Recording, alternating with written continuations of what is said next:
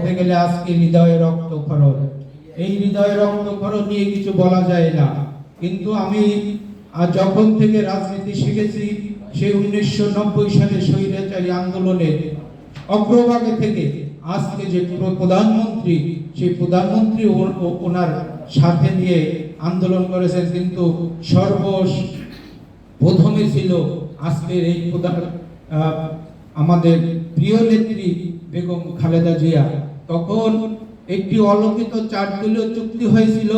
সেই চুক্তিতে যেখানে বাংলার মাটিতে আর কেউ মীর জাফরের ভূমিকায় অবতীর্ণ হবে না, সেই 4 দলীয় জোটের যে অলোকিত চুক্তি, সেটা ছিল স্বৈরাচারী এরশাদের পতনের পরে। কিন্তু আপনারা দেখেছেন, এদেশের মানুষ দেখেছে যে সেই 1986 সালে মানুষের বিরুদ্ধে, জনগণের বিরুদ্ধে যে আজকে যে শাসক গোষ্ঠী, সেই শাসনকর্তা আজকে যে স্বৈরাচারী শেখ হাসিনা আজকে এই ক্ষমতায়। তো আজকে আমাদের এই দোয়া মাহফিলে আমাদের পার্টির পিরোজপুরের গণমানুষের নেতা জনাব আমিনুল ইসলাম, আরও উপস্থিত আছেন আমার যুগ্ম মহাসচিব শরীফুল ইসলাম শরীফ, উপস্থিত আছেন যুব মিশনের সভাপতি শওকত, দপ্তর সম্পাদক হাবিবুর রহমান, এবং ছাত্র মিশনের হাবিবুল্লাহ, এবং ঢাকা ইউনিভার্সিটির মোহাম্মদ জালাল, এবং আরো উপস্থিত আসাদ, এবং সামনে আজকে যারা আমাদের দোয়া মাহফিলে উপস্থিত হয়েছে, সকলকে আমি আমার এই প্রাণপ্রিয় নেত্রী এবং তার রোগ মুক্তির জন্য লেবার পার্টি থেকে এই সংক্ষিপ্ত আয়োজনে তার জন্য দোয়া করব, আল্লাহর কাছে দোয়া করব, আল্লাহ যেন এই দেশের মাটি ও মানুষের নেতা এবং গণতন্ত্রের আপসীর নেত্রী যেন সুস্থ হয়ে ওঠে। বন্ধুরা, আরেকটু কথা বলে আমি শেষ করব, কারণ আমাদের আজকে বাংলাদেশের যে অবস্থা, শাসক গোষ্ঠী যেভাবে এদেশের মাটির মানুষ এবং খেটে খাওয়া মানুষের প্রতি কি হাহাকার, প্রতিটা জায়গায় আজকে স্বেচ্ছাচারিতা, প্রতিটা জায়গায় আজকে স্বৈরাচারী। আজকে যে আমাদের আপসীর নেত্রী যে হাসপাতালে আজকে চিকিৎসা নিচ্ছে, আজকে তো ওনার একজন যদি আওয়ামী লীগের ওয়ার্ড কমিটি বা একজন নির্বাহী কমিটির মেম্বার যদি একটা কাশি দেয়, তাও সে সিঙ্গাপুরে যায়, থাইল্যান্ডে যায়, আপনার ইন্ডিয়া যায় চিকিৎসা করে। কিন্তু যে দেশের প্রতি অকাট্য ভালোবাসা, যার এদেশের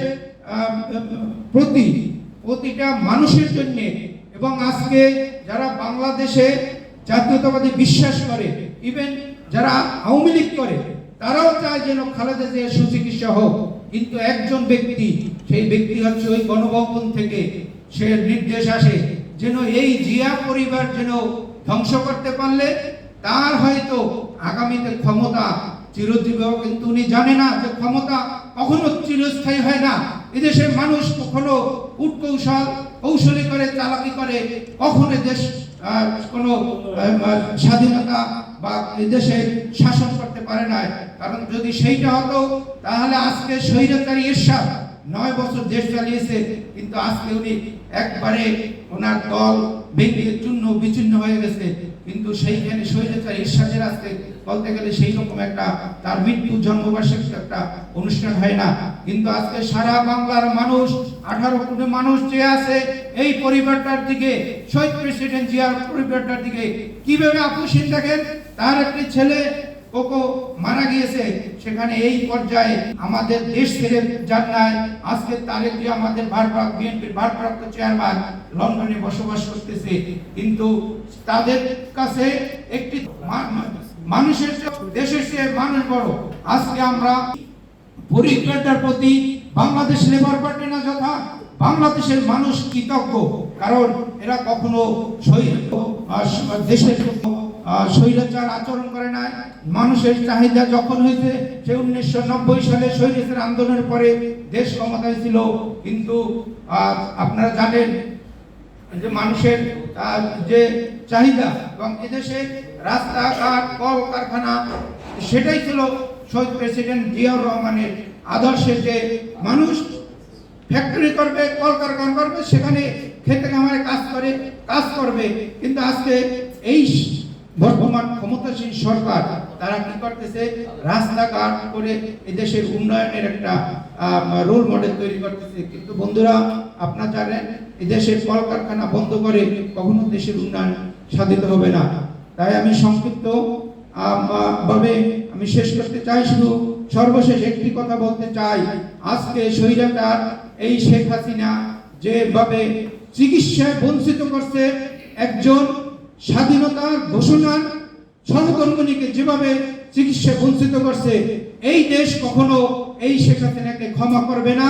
এই দেশের মানুষ তার বিরুদ্ধে যদি কোনো কারণে খালেদা জিয়ার বিরুদ্ধে কোনো কিছু ঘটে, তার জন্য দায়ী থাকবে এই সরকার, এই সরকারের প্রধান শেখ হাসিনা। প্রিয় বন্ধুরা, আমি এই মুহূর্তে সবাইকে ধন্যবাদ জানিয়ে আমার এই দোয়া মাহফিল উপস্থিত হয়েছে সকলকে, প্রিয় সাংবাদিক বন্ধুদেরকে শুভেচ্ছা জানিয়ে আমি আমার দোয়া মাহফিলে যাচ্ছি। সবাইকে ধন্যবাদ। আসসালামু আলাইকুম।